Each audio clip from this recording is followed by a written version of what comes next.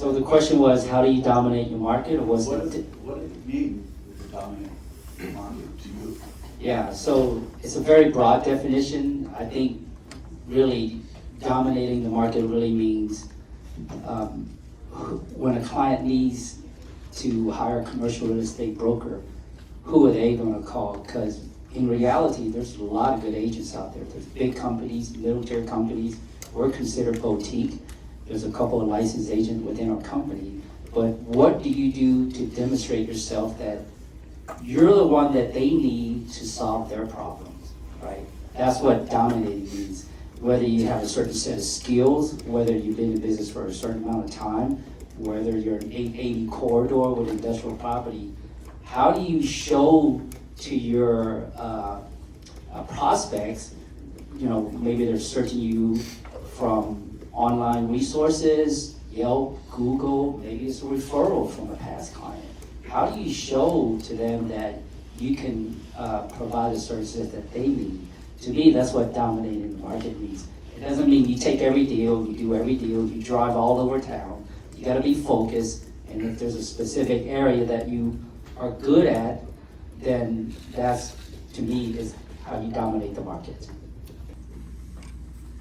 So what we do is a little different. We don't start out with a cold call list. We don't go out and buy a list. What we do is we define a position in a market, and that starts with branding, right? It starts with who you are, what you've done in the past, and how are you going to help people. So the question earlier, Joanne, asked, how are you using AI to do all this stuff?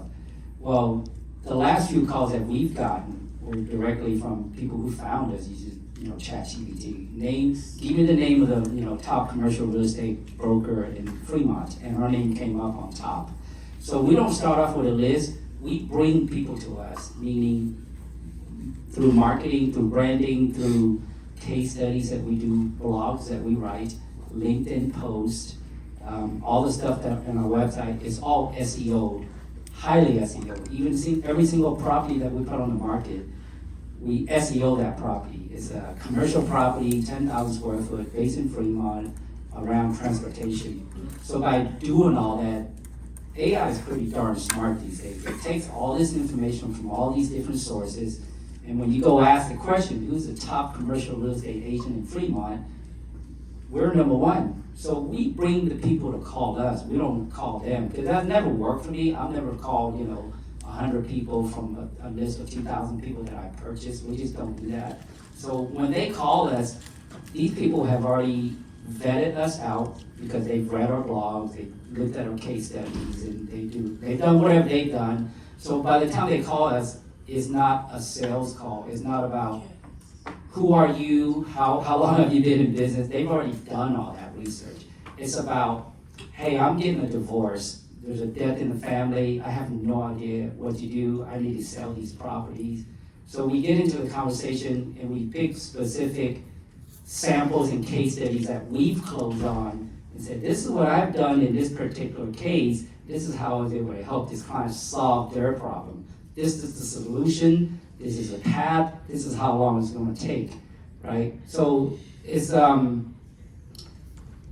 it generates a different set of conversation. I don't need to tell them who I am. Most of the time, they already know, right? So it's a little different than what I used to do when I first started. I did do a lot of cold calls. Nothing wrong with cold calls. I still do cold calls, but it's very limited, right? By the time people call us, either through our postcards or whatever, they kind of already know who we are and what we're capable of. Yeah, I'm actually pretty active on social media. Some of you are friends of mine on LinkedIn and Facebook and things like that. We do social media not to generate a client. That's not really the purpose. The purpose really is to brand yourself, to be out there, to be known, right? And yes, I've gotten deals from people who reach out to me on Facebook and LinkedIn, but that's not the primary source of our clients. Social media is really a long-term game. And whether you like it or not, or believe it or not, that's just the nature of how things work, right? Because of AI. So we put ourselves on social media because it's important to stay relevant, to be seen. A lot of the things we do, community service, when I was single, before I had kids and wife, I used to go out and network and shook people's hand 5 days a week if I had the time.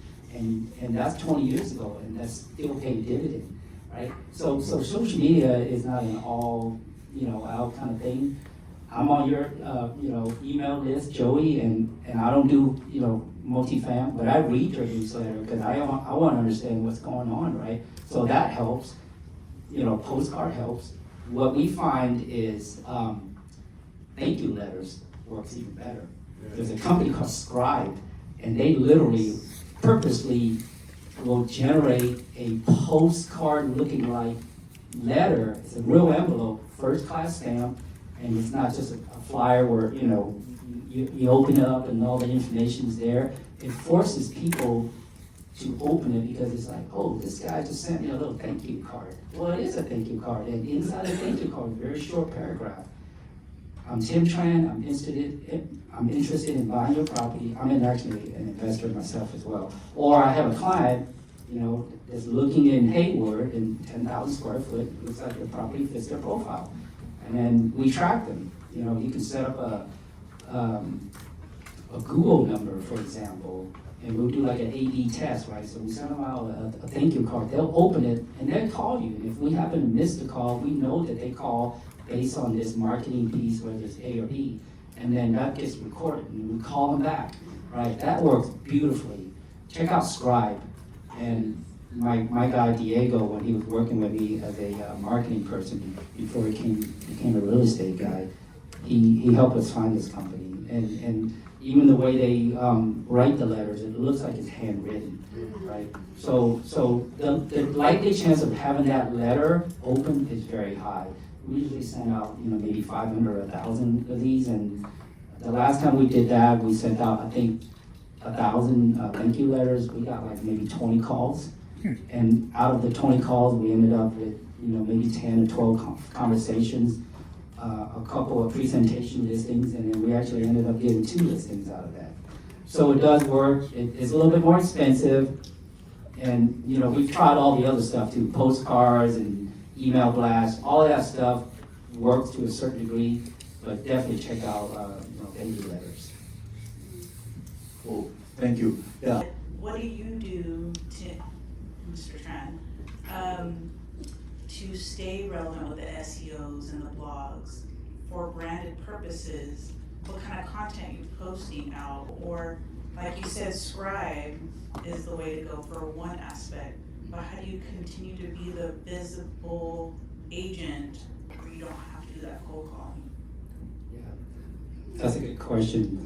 I would say, let's just backtrack to about 2 years ago. At that point, I had already been in business maybe 22, 23 years, and I was kind of all over the place until I met Joanne from 10 Plus Brand.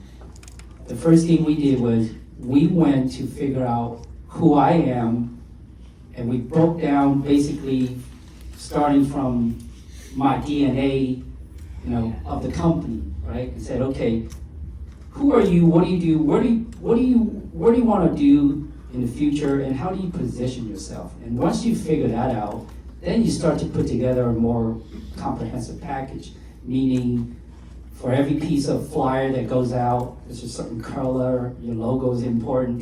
That's how people find you, and when you're consistent, it's a lot easier for them to find you. Now, with that being said, that's just, maybe 20% of the work, right? Well, over my 25-year period, I have closed many, many deals, hundreds of leases, and we start to get all that stuff out of my head, and we start to write up case studies, very, very detailed case studies. Clients looking to expand. How did we do that? How did we negotiate the deal? How did we structure the deal? So you put all that out there as a case study, as a blog, as a video, right? Every time we do a case study, for example, we get it blasted out there in many different ways. It's a video on YouTube, it's a written case study, it's posted on our website, it's posted on LinkedIn and all the different social media platforms. And you have to keep consistently do that, because if you're just doing, 1 or 2 case study, well, that's not really going to do you much. And within the case studies, we even have themes.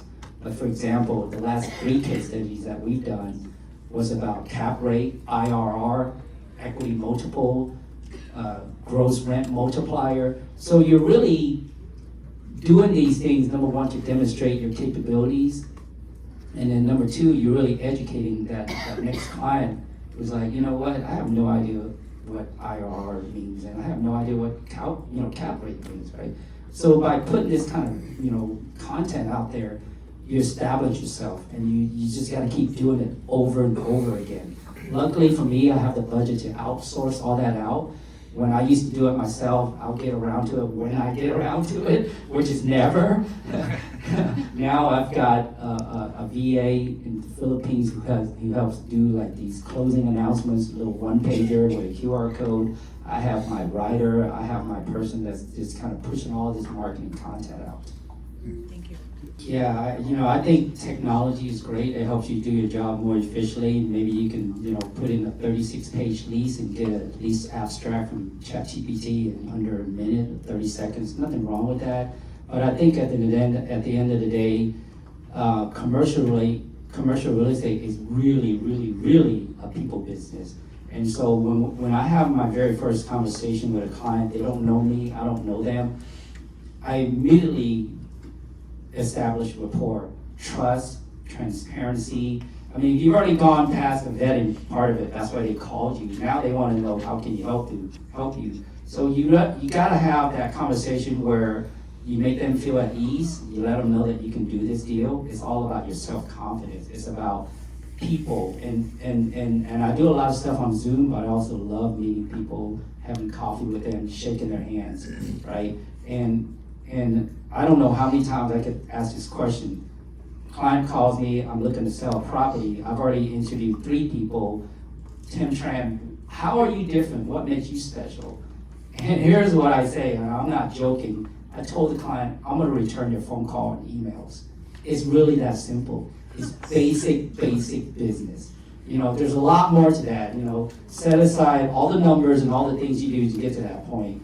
People want to hear from you. They want an update. They want you to talk to them, right? It's a people business. So when you establish a relationship with them, you're likely going to get that opportunity to work with them. It's not that hard, really. I mean, you tell them what you're going to do. You say what you're going to do. Well, you got to do it. That's it. I have a 6 and a 9-year-old. When I tell them I'm going to do something, I'm going to take them out to the playground, and I make excuses like, it's late now. They don't like to hear that. Well, same with your client, right? So you got to fulfill your obligations. And I just wanted to know how you guys would promote like a fully leased 4 or 5 cap in a great location, with the interest rates being kind of where they're at right now, like 6%. So you can take that concept, multifamily. Let's just assume that it's a 4-unit industrial property, right?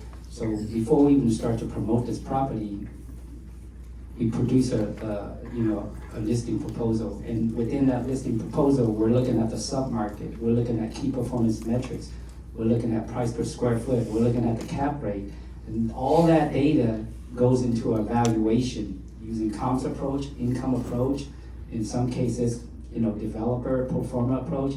That okay, here's this approach, it's going to give me $1 million using comps.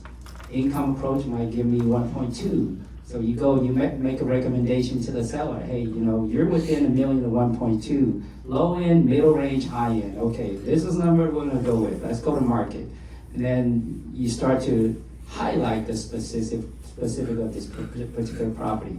Are you targeting an upside? Are you targeting an owner user? Are you targeting an investor, right? So you kind of go through all this scenario and say, well, by the way, here's the actual numbers from 2025. Here's the pro forma, what I can do if I was an investor. But if I was an owner user, hey, these 2 tenants that are in there, short-term leases, they happen to be side by side, right? So if you want to take these 2 units and use it for yourself to run your own business, that's the potential, right? So that's how I would particularly, market something like that. Does that make sense? Thank you, and a round of applause for the great.